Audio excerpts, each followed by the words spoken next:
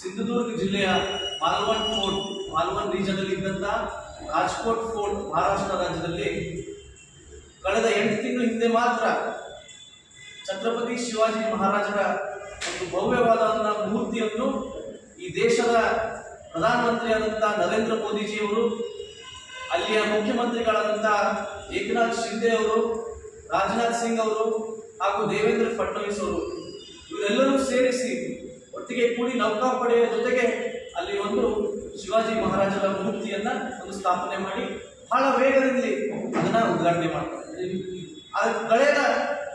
ಕಳೆದ 8 ತಿಂಗಳಲ್ಲಿ ಆ 35 ಅಡಿ ಎತ್ತರದ ಮೂರ್ತಿ ಇವತ್ತು ತಾವು ನೋಡಬಹುದು. ಇವತ್ತು ಅದರ ಪರಿಸ್ಥಿತಿ ನೋಡಿದ್ರೆ ಇವತ್ತು ಆ ಮೂರ್ತಿ ಇವತ್ತು ಬಿದ್ದೋಗಿದೆ. ಈ ದೇಶದಲ್ಲಿ ಇದ್ದಂತ ಪ್ರತಿಯೊಬ್ಬ ಶಿವಭಕ್ತರ ಒಂದು ಭಾವನೆಯನ್ನ, ಒಂದು ದುಃಖದ ಸಂಗತಿಯನ್ನ ನಮ್ಮ ಮುಂದೆ ಇಡಬೇಕಂತ ಒಂದು ಮನಸ್ಸಲ್ಲಿ ನಿಮ್ಗೆ ಹೇಳಿ ಬಯಸ್ತೀನಿ. ಇವತ್ತು ಅದೇ ರೀತಿ ನಮ್ಮ ಜಿಲ್ಲೆಯಲ್ಲಿ, ನಮ್ಮ ರಾಜ್ಯದಲ್ಲಿ, ನಮ್ಮ ಈ ಜಿಲ್ಲೆ ಈ ರಾಜ್ಯದ ಸಚಿವರಾದಂತ ಇವಾಗಿನ ಸಚಿವರು ಲಕ್ಷ್ಮೀತಾಯಿ ಹೆಬ್ಬಾಳ್ಕರ್ ಅವರು ಆಗಿನ ಶಾಸಕರ ತಮ್ಮ ಅವಧಿಯಲ್ಲಿ ಇವತ್ತು ರಾಜಹಂಸಗಢ ಕೋಟೆ ಮೇಲೆ ಇದ್ದಂತ ಒಂದು ಮೂರ್ತಿ, ಭವ್ಯವಾದ ಮೂರ್ತಿ, 55 ಅಡಿ ಎತ್ತರದ ಒಂದು ಮೂರ್ತಿ. ಆ ಮೂರ್ತಿಯ ಮಾಡಿದಂತ ಸ್ಟ್ರಕ್ಚರ್ ಇಂಜಿನಿಯರ್ ಕೂಡ ಇವತ್ತು ನಮ್ಮ ಜೊತೆ ಇದ್ದಾರೆ. ಆ ಮೂರ್ತಿಯಲ್ಲಿ ಮಾಡಿದಂತ ಆ ಕಾಂಟ್ರಾಕ್ಟರ್ ಅವರು ನಮ್ಮ ಜೊತೆ ಇವತ್ತಿದ್ದಾರೆ. ಆ ಮೂರ್ತಿ ಮಾಡಬೇಕಾದಂತ ಏನ್ ಫೌಂಡೇಶನ್ ಯೂಸ್ ಆಗಿದೆ, ನಮಗಂತೂ 100 ವರ್ಷ ಬರಬೇಕಾದಂತ ಒಂದು ಫೌಂಡೇಶನ್ ಇವತ್ತು ತಯಾರಾಗಿದೆ. ಅದೇ ರೀತಿ ಪ್ರಧಾನಮಂತ್ರಿಗಳು ಯಾವ ಮೂರ್ತಿಯನ್ನು ಇವತ್ತು ಉದ್ಘಾಟನೆ ಮಾಡಿದ್ರು ಅದನ್ನ ಪೂರ್ತಿ ಕಳಪೆ ಕಾಮಗಾರಿಕೆ, ಅದರಲ್ಲೂ ಕೂಡ ಆ ಸರ್ಕಾರದ ಏನ್ ದುರುದ್ದೇಶ ಇತ್ತು ಗೊತ್ತಿಲ್ಲ.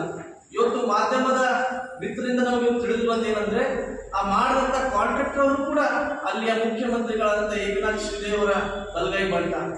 ಇವತ್ತು ನಾನು ನಿಮ್ಮಲ್ಲಿ ಇಷ್ಟೇ ಹೇಳಿ ಬಯಸ್ತೀನಿ, ಇವತ್ತು ನಮ್ಮ ಜಿಲ್ಲೆಯಲ್ಲಿ ಇದ್ದಂತ ಸಾಕಷ್ಟು ನಮ್ಮ ವಿರೋಧ ಪಕ್ಷದವರು, ಬಿಜೆಪಿಯವರು ಹಿಂದುತ್ವವನ್ನೇ ಒಂದು ಅಜೆಂಡಾ ಇಟ್ಕೊಂಡು ಇವತ್ತು ರಾಜಕಾರಣ ಮಾಡ್ತಾ ಇರ್ತಾರೆ. ಚುನಾವಣೆ ಬಂತಂದ್ರೆ ಇವರಿಗೆ ಹಿಂದುತ್ವ ನೆನಪಾಗ್ತದೆ.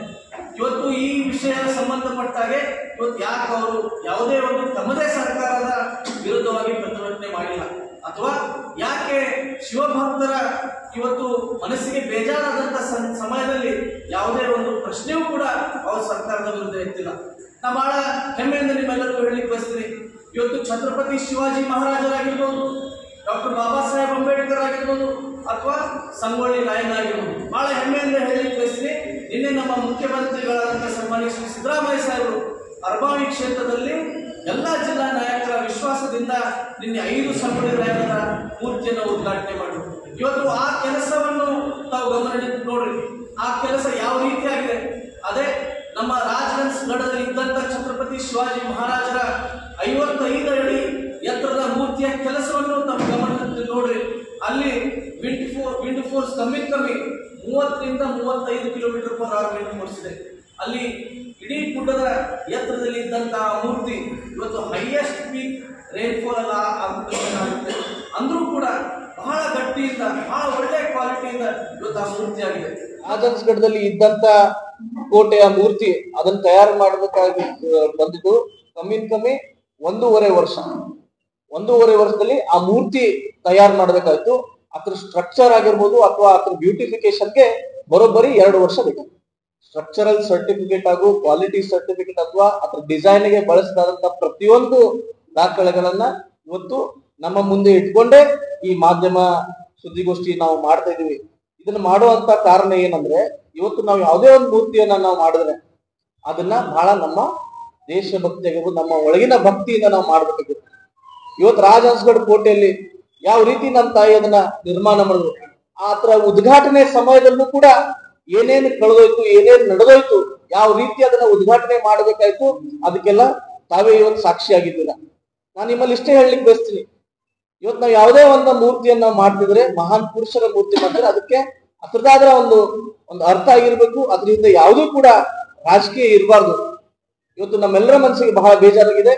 ಅದಕ್ಕೆ ಈ ಸುದ್ದಿಗೋಷ್ಠಿ ಮುಖಾಂತರ ಇಡೀ ದೇಶದ ಏನು ಶಿವಭಕ್ತಿದ್ದಾರೆ ಅವ್ರಿಗೆ ಪ್ರಧಾನ ಮಂತ್ರಿಗಳಂತ ನರೇಂದ್ರ ಮೋದಿ ಅವರು ಇವತ್ತು ಕ್ಷಮೆ ಕೇಳಬೇಕಂತ ಹೇಳಿ ತಮ್ಮ ಮಾಧ್ಯಮದ ಮುಖಾಂತರ ನಾನು ಹೇಳಲಿಕ್ಕೆ